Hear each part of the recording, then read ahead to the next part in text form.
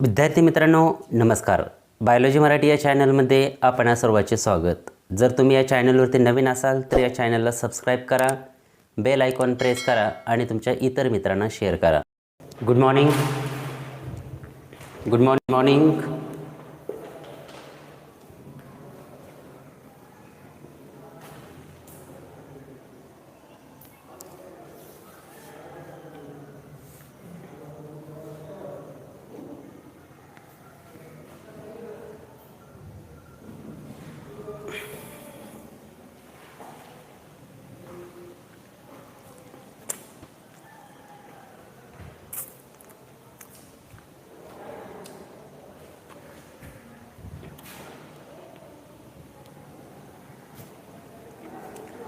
Okay, good morning all of you. तर आज आपण chapter number 3 inheritance and variation या चॅप्टरमधील जो काही शेवटचा आपला टॉपिक आहे जेनेटिक डिसऑर्डर, तर याचा स्टडी आपण या आजच्या लेक्चरमध्ये करणार आहोत. तर आपण लास्ट लेक्चरमध्ये autosomal inheritance, good morning Roshni, good morning Shweta. तर आपण good morning Nikita, good morning Rutuja, good morning. तर लास्ट लेक्चरमध्ये आपण autosomal inheritance and sex link inheritance आणि सेक्स डिटर्मिनेशन याचा आपण स्टडी केला होता, बरोबर आहे. ॲटोझोमल इनहेरिटन्समध्ये आपण डॉमिनंट जे काही जीन किंवा ट्रेट असतात त्यामध्ये जे काही विडोज पीक असतात याचा आपण स्टडी केला होता. त्यानंतर आपण जे काही रिसेसिव्ह ट्रेट्स असतात, लक्षात येतं आहे का, त्यामध्ये आपण PKU फिनेल केटोनुरिया याचा आपण स्टडी केला होता. Okay Komal, okay sorry Komal, good morning Komal. तर सेक्स डिटर्मिनेशन्समध्ये good morning Nikita, good morning Rutuja. मला एक्झॅक्टली समजत नाही आता, या ठिकाणी तुमचं एकच नाव येतात त्याच्यामुळे कोण आहे, पण दोघींना पण गुड मॉर्निंग असो. तर या ठिकाणी आपण म्हणजे या लेक्चरमध्ये आपला जो काही शेवटचा टॉपिक आहे पहा, चॅप्टर नंबर 3 आपला सुरू केलेला आहे आपण. आणि चॅप्टर नंबर 3मध्ये शेवटचा जो काही पॉईंट आहे तो कोणता आहे, जेनेटिक डिसऑर्डर. तर या जेनेटिक डिसऑर्डरचा स्टडी आपण या लेक्चरमध्ये करणार आहोत.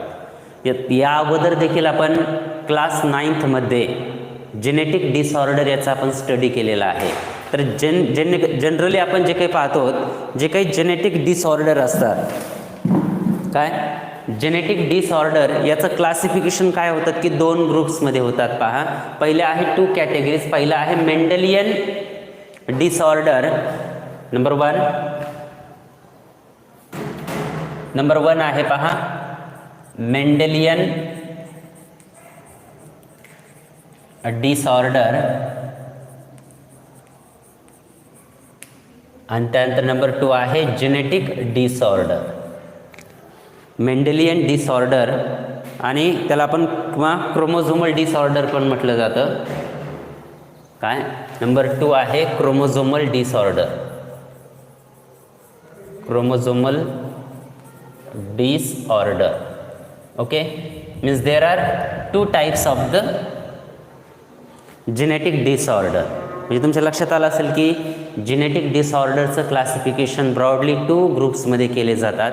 पहिला आहे मेंडेलियन डिसऑर्डर आणि त्यानंतर दुसरा आहे पहा क्रोमोझोमल डिसऑर्डर. आता मेंडेलियन जे काही डिसऑर्डर असतात हे कशामुळे होतात, due to the cause of alteration or mutation in the gene. पहिला जो काही आहे कोणता, मेंडेलियन डिसऑर्डर, हा कशामुळे होतो, due to the alteration alteration alteration or mutation of gene. लक्षात ठेवा, ऑब्जेक्टिव्हसाठी अतिशय महत्त्वाचं आहे. हे जी काही मेंडेलियन डिसऑर्डर असतात मेंडेलियन डिसऑर्डर हे कशामुळे होतात? Good morning. तर या ठिकाणी आपण पाहतो की अल्टरेशन और म्युटेशन ऑफ जीन, म्हणजे ज्यावेळेस जीनमध्ये काय होतात की अल्टरेशन होतात किंवा चेंज होतात किंवा म्युटेशन होतात. म्युटेशन म्हणजेच काय? सडन इनहेरिटेबल चेंज इन दिअर जिनोटाईप. आपण क्लास 10th मध्ये टॉपिक नंबर 1 मध्ये पाहिलं होतं. काही जे काही न्यूक्लिओटाईडचे सिक्वेन्स असतात ते काय होतात की रिप्लेस होतात, म्हणजे त्या ठिकाणी नवीन सिक्वेन्स काय होतात की ॲड होतात, म्हणजेच त्या ठिकाणी काय होतात की म्युटेशन होतात. म्हणजे ज्यावेळेस अल्टरेशन आणि म्युटेशन होतात अशा वेळेस त्याला काय म्हटलं जातं? मेंडेलियन डिसऑर्डर असं म्हटलं जाते. आलं का लक्षामध्ये? तर त्याचे बेस्ट एक्झाम्पल आहे पहा, thalassaemia, sickle cell anaemia, colour blindness, haemophilia. हे पहा नंबर 1 पहिल्याचं एक्झाम्पल पाहतो आपण. एक्झाम्पल कोणतं आहे? सिकल सेल ॲनिमिया, त्यानंतर कलर ब्लाइंडनेस, त्यानंतर हिमोफिलिया, त्यानंतर थॅलेसेमिया एटसेट्रा. म्हणजे हे जे काही डिसऑर्डर असतात, लक्षात येतं आहे का? म्हणजे अल्टरेशन और म्युटेशन ऑफ जीन. काय? अल्टरेशन और म्युटेशन ऑफ जीनमध्ये जर आपण पाहिलं असेल तर त्यामध्ये जे काही एक्झाम्पल दिलेले आहेत पहा, सिकल सेल ॲनिमिया आहे. आपण जनरली तुम्हाला सगळ्यांना माहिती आहे सिकल सेल ॲनिमियामध्ये काय होत असतात. तर सिकल सेल ॲनिमियामध्ये काय होतं की ओरिजिनल जे काही RBCचा शेप असतो तो कसा असतो की ओव्हल शेप असतात, परंतु त्याचा शेप काय होतो? म्युटेशन झाल्यामुळे काय? Good morning. म्युटेशन झाल्यामुळे काय होतात की त्या सेलचा जो काही शेप असतो it becomes a sickle types, म्हणजे त्या ठिकाणी काय होतात की सिकल टाईप त्याचा शेप होतो. त्यानंतर आपण कलर ब्लाइंडनेस याचा स्टडी लास्ट लेक्चरमध्ये केला होता. हिमोफिलिया म्हणजेच काय? त्याला कलर ब्लाइंड किंवा त्याला हिमोफिलियालाच काय म्हणतो आपण? ब्लीडर डिसीज असं म्हटलं जातं. आलं लक्षामध्ये? तर हे जे काही एक्झाम्पल आहेत किंवा याच्यामध्ये आणखी एक एक्झाम्पल सांगायचं विसरून गेलो मी. PKU stand for the phenylketonuria. Basically phenylketonuria हा जो काही डिसऑर्डर आहे तर यामध्ये काय होतं की जे काही असणारे फिनिलअलानाइन, काय? फिनिलअलानाइन हा जो काही सबस्टन्सेस आहे तो काय होतो की ब्लडमध्ये इन्क्रीज होतो किंवा युरिनमध्ये फाउंड होतो, म्हणून त्याला फिनिलकेटोनुरिया असं म्हटलं जातं. ओके, लक्षात आलं का? तर हे सगळेचे सगळे काय आहेत की मेंडेलियन डिसऑर्डर आहेत. आलं का लक्षामध्ये? आता यानंतर आपला दुसरा जो काही टाईप्स आहे तो कोणता आहे? Chromosomal disorder. नंबर 2 कोणता आहे? Chromosomal disorder. तर हा क्रोमोझोमल डिसऑर्डर जो काही आहे बेसिकली हा कशामुळे होतो?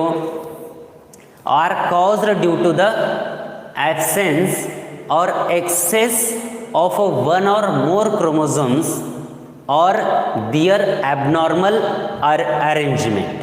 आता जनरली आपण काय पाहतो की क्रोमोझोमल जे काही इनहेरिटन्स असतात किंवा क्रोमोझोमल जे काही डिसऑर्डर असतात या ठिकाणी लिहितो.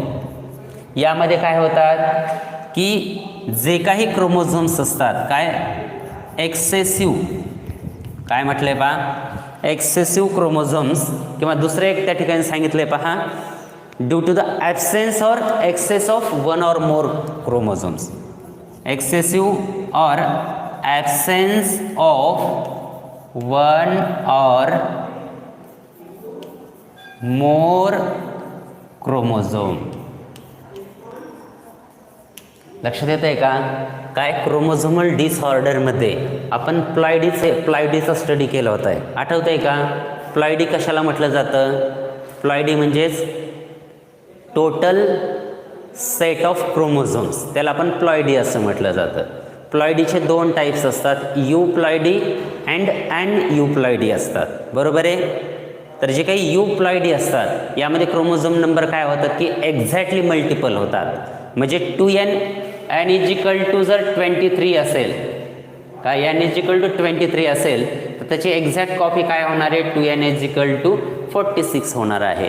म्हणजेच या ठिकाणी काय होतात? हॅप्लॉइड, डिप्लॉइड, ट्रिप्लॉइड्स, टेट्राप्लॉइड्स अशा प्रकारे काय होतात की कंटिन्युअसली काय होतात की याच्या मल्टिपल कॉपीज होत असतात. मग आपण त्याच्यानंतर ॲनयुप्लॉइडीमध्ये पाहिलं होतं काय, त्या ठिकाणी काय होतात की क्रोमोझोम्स काय असतात की लेस किंवा म्हणजे एक्झॅक्टली मल्टिपल होत नाही. लक्षात येतं आहे का? त्यामध्ये आपण काय पाहिलं होतं, हायपोप्लॉइडी आणि हायपरप्लॉइडीचं आपण एक्झाम्पल पाहिलं होतं. हायपोप्लॉइडी म्हणजे बिलो म्हणजे 2n-1. लक्षात येतं आहे का? म्हणजे त्या ठिकाणी आपण हे बघा पेज नंबर सांगतो तुमच्या पटकन लक्षात येईल. पेज नंबर 57 वरती पहा. पेज नंबर 57 वरती दिलेला आहे पहा. त्या ठिकाणी हायपोप्लॉइडी त्यामध्ये मोनोसोमी आणि नलिसोमी याचे एक्झाम्पल आहेत. म्हणजे 2n-1 काय 2n-1 याला आपण मोनोसोमी म्हटलं जातं आणि 2n-2 याला काय म्हणतो आपण नलिसोमी असं म्हटलं जातं. ओके, आलाय लक्षामध्ये सर्वांच्या. आणि हायपरप्लॉइडीमध्ये ट्रायसोमी आणि टेट्रासोमी याचा आपण स्टडी केला होता. मग या ठिकाणी सेम तसंच आहे पहा. क्रोमोझोमल डिसऑर्डरमध्ये काय होतात, एक्सेसिव्ह और absence of one or more chromosomes. म्हणजे याच्यामध्ये काय होतात की जे काही क्रोमोझोम्स असतात हे क्रोमोझोम्स काय असतात की काही एक्सेसिव्ह असतात तर काही कसे असतात ॲब्सेन्स असतात किंवा कमी किंवा जास्त असतात. यालाच काय म्हटलं जातं क्रोमोझोमल डिसऑर्डर असं म्हटलं जातं. तर या क्रोमोझोमल डिसऑर्डरमध्ये आपल्याला 3 एक्झाम्पलचा स्टडी करायचा आहे पहा. त्यामध्ये पहिला आहे डाऊन सिंड्रोम्स. काय एक्झाम्पल याचे कोणकोणते आहेत पहा. DOWN डाऊन सिंड्रोम, त्यानंतर आहे टर्नर सिंड्रोम आणि क्लीन फिल्टर किंवा क्लाइनफेल्टर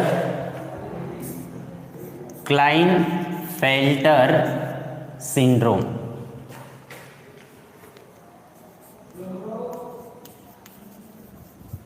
ओके, तर यामध्ये 3 एक्झाम्पल लक्षात ठेवा.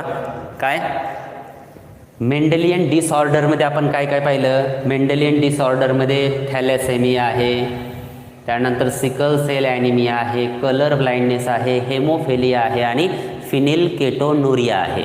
आलं लक्षामध्ये. तर अशा प्रकारे आपण काय केलं की हे मेंडेलियन डिसऑर्डर आहेत. बरं, यापैकी मोस्टली जे काही डिसऑर्डर आहेत कोणते आहेत, हिमोफिलियाचा आपण स्टडी केला आहे, सिकल सेल ॲनिमियाचा स्टडी केलेला आहे, कलर ब्लाइंडनेसचा पण आपण स्टडी केलेला आहे. तर आता यामध्ये आपण फक्त एका थॅलेसेमियाचा स्टडी यामध्ये करणार आहोत. परंतु क्रोमोझोमल डिसऑर्डरमध्ये आपण कोणकोणते आहेत, डाऊन सिंड्रोम्स आहेत, त्यानंतर टर्नर सिंड्रोम्स आहेत किंवा क्लाइनफेल्टर सिंड्रोम्स आहेत.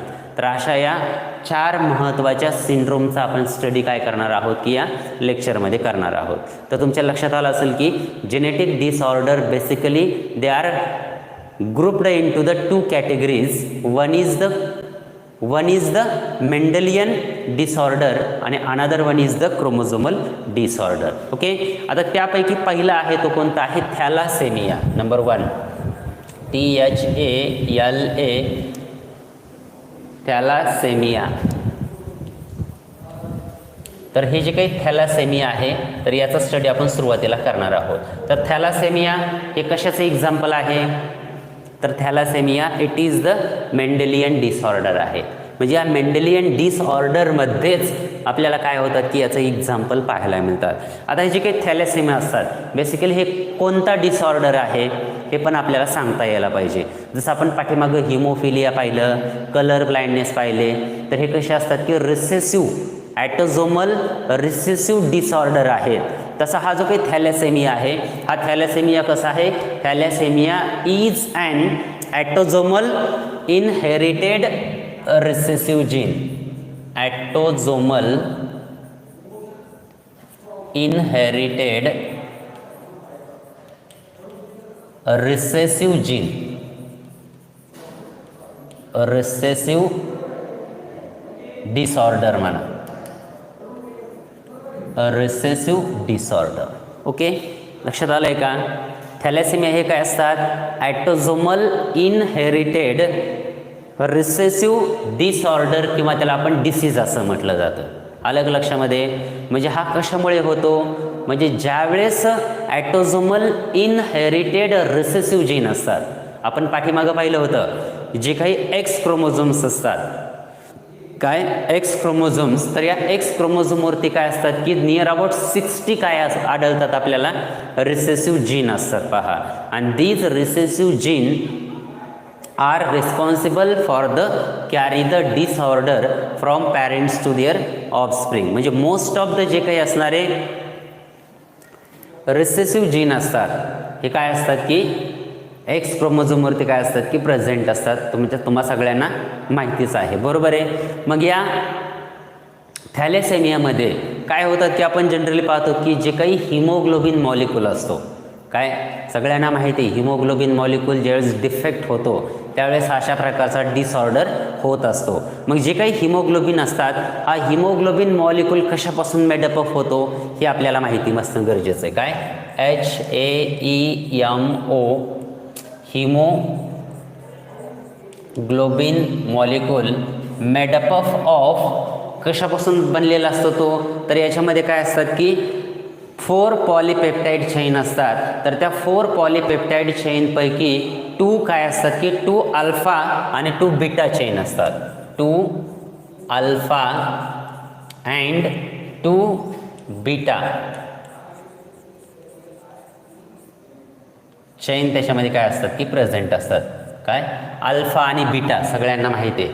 काय काही अल्फा असतात तर काही बीटा चेन काय असतात की त्याच्यामध्ये प्रेझेंट असतात. नीट लक्षात ठेवा, हिमोग्लोबिन हा मॉलिक्यूल कशापासून डेव्हलपमेंट होतो 4 ओके.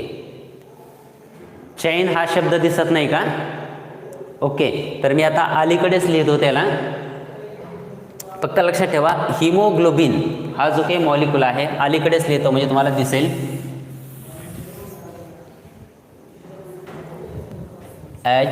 HAEMO हिमोग्लोबिन हा मॉलिक्यूल कशापासून बनतोय 2 अल्फा प्लस 2 बीटा हे जे काही चेन असतात. लक्षात येत आहे का? म्हणजे 4 पॉलीपेप्टाईड चेनपासून काय 4 पॉलीपेप्टाईड चेनपासून काय होतं की हिमोग्लोबिनचा मॉलिक्यूल काय होत असतो की बनत असतो. मग त्याच्यामध्ये 2 अल्फा चेन असतात आणि 2 बीटा चेन असतात. अलग लक्षामध्ये. मग the synthesis of alpha chains काय, आता अल्फा चेन कशापासून फॉर्म होतात आणि क्रोमोझोमच्या कितव्या नंबरवरती फॉर्म होतात. काय the formation of alpha chains are controlled by 2 closely link gene that is the H haemoglobin. नीट लक्षात ठेवा काय हिमोग्लोबिन HbA1 अँड HbA2. काय HB म्हणजे हिमोग्लोबिन आणि A फॉर अल्फा म्हणजे हिमोग्लोबिन अल्फा 1 आणि हिमोग्लोबिन अल्फा 2 हे जे काही 2 जीन असतात it is responsible for the formation of alpha chain. म्हणजे अल्फा चेन जे काही असतात the synthesis of alpha chain are controlled by the 2 gene. म्हणजे 2 जे काही जीन आहेत ते 2 जीन काय करत असतात की अल्फा चेनला काय करतात की कंट्रोल करण्याचं काम करत असतात. आणि हे बोथ जीन जे काही असतात they are present on the 16 number of chromosomes on a chromosome number 16. काय 16 नंबरच्या क्रोमोझोम नंबरवरती काय असतात की हे प्रेझेंट असतात. लक्षात येत आहे का? कारण टोटल जे काही क्रोमोझोम्स असतात किती पेयर्स असतात 23 पेयर्स ऑफ क्रोमोझोम्स असतात. 1 2 3 4 5 6 7 16 म्हणजे 16 नंबरचे जे काही क्रोमोझोम्स असतात तर या 16 नंबरच्या क्रोमोझोमवरती काय असतात की HbA आणि HbA2 हे काय असतात की जीन प्रेझेंट असतात. आणि हे जीन काय करत असतात की अल्फा चेन फॉर्मेशन करण्याचं काम करत असतात. ओके, आता यानंतर दुसरं आहे पहा बीटा चेन. काय बीटा चेन जे काय असतात it is controlled by the single gene. त्याचं नाव आहे HB हिमोग्लोबिन आणि B फॉर बीटा. आलं लक्षामध्ये ऑन अ क्रोमोझोम नंबर 11.